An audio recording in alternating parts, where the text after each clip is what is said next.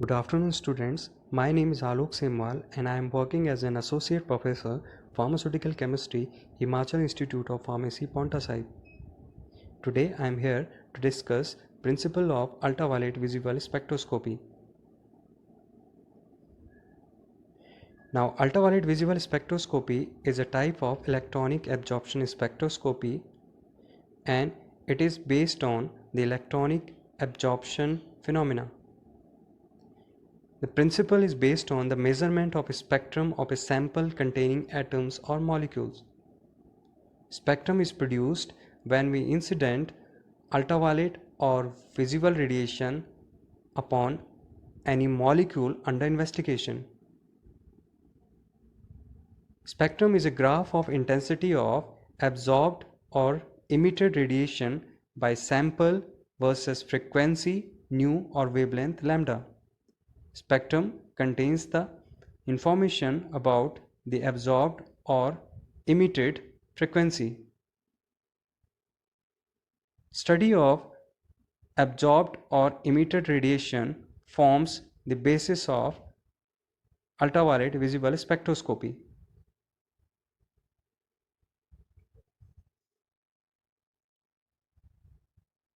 Now, in spectroscopy, there are two terms involved. First one is absorption and second one is emission. Absorption and emission terms are very important. Now in this picture you can see when an electron absorbs the energy, it shifts from ground to excited state. In this case, it absorbs the energy and study of this absorbed energy forms the basis of absorption spectroscopy. Emission is the reversible phenomena. In this case, when the excited electron shifts from excited to ground state, it emits the energy. Study of this emitted radiation or energy forms the basis of emission spectroscopy. In this picture, you can see that when any electron absorbs the energy, it shifts from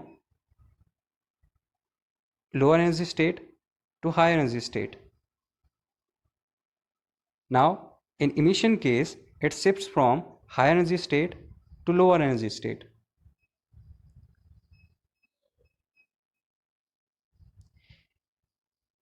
If no radiation is emitted, the transition from higher to lower energy level is called as non-radiative decay.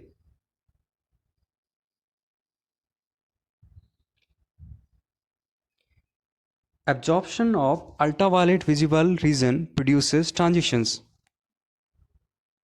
In transition, as I said earlier, the electron shifts from lower energy level to high energy level by the absorption of energy.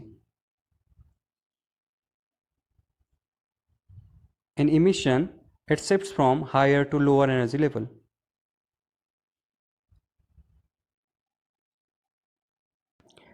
Now we will discuss possible electronic transitions. So before starting possible electronic transitions, we will study about the different types of electrons.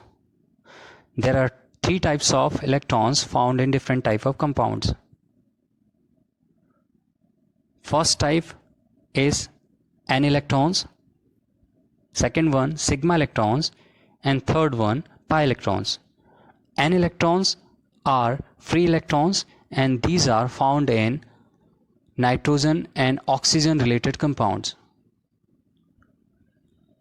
Sigma electrons are found in single bonded or saturated compounds. Pi electrons are found in unsaturated or double bonded, triple bonded compounds. There are different types of transitions in these electrons. In this picture, these are different energy levels. This one is ground state sigma energy level. We can also name it as sigma bonding energy level. This one is pi bonding energy level. This one is N non-bonding energy level. These two energy levels are sigma antibonding and pi antibonding. Here the asterisk denotes antibonding state. So the transition in these type of electrons are of different kinds. In n electrons, the transition are of two types, and these two types are n to pi antibonding and n to sigma antibonding. In sigma electrons, the transitions are sigma to pi antibonding and sigma to sigma antibonding. In pi electrons, the transitions are pi to pi antibonding and pi to sigma antibonding. These are all possible transitions.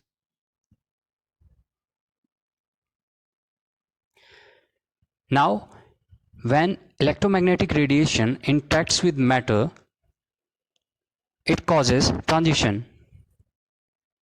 In ultraviolet visible spectroscopy, the main type of transition is pi to pi antibonding transition. That's why it is used for the detection of unsaturation, because pi electrons are unsaturated electrons.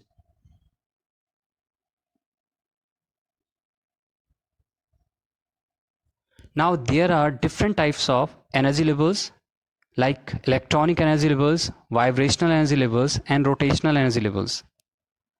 In ultraviolet visible spectroscopy, the main energy level involved is electronic energy level, and it is based on electronic transitions.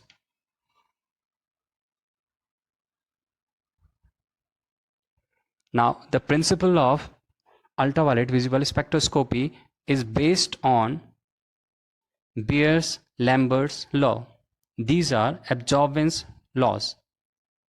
So according to Beer's law, the intensity of a beam of monochromatic light decreases exponentially with the increase in concentration of the absorbing substance. Now, according to this definition, monochromatic light intensity decreases with the increase in concentration of the absorbing substance. Concentration is denoted by C. Monochromatic light is a light which contains a single wavelength or a single color. Mathematical representation of this law is IT is equal to I naught e to the power minus kc.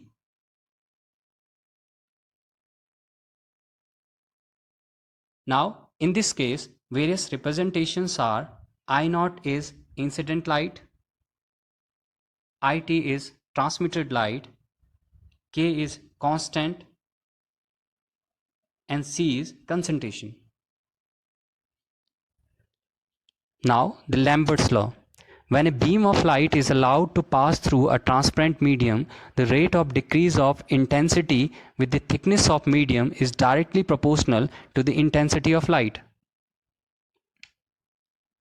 In short form, this Lambert's law depends on the thickness of the medium.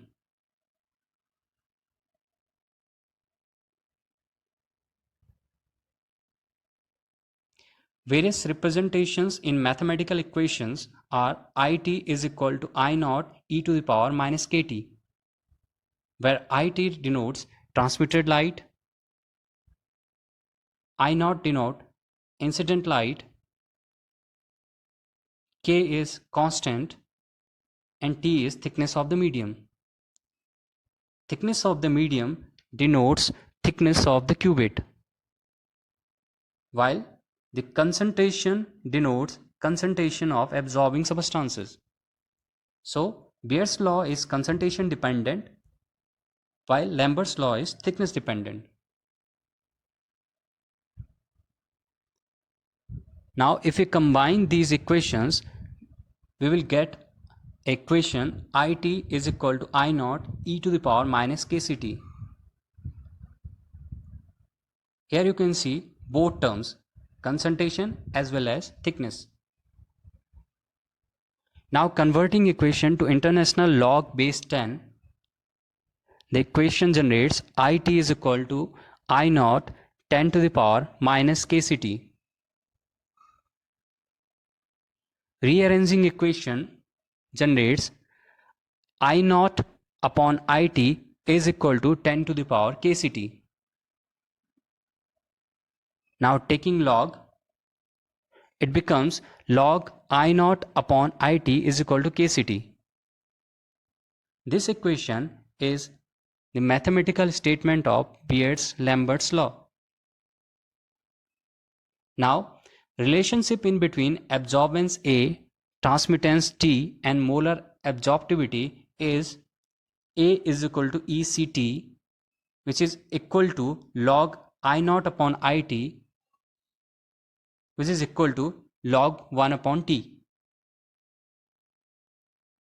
So, putting this value in equation 6, equation becomes A is equal to KCT or A is equal to ECT.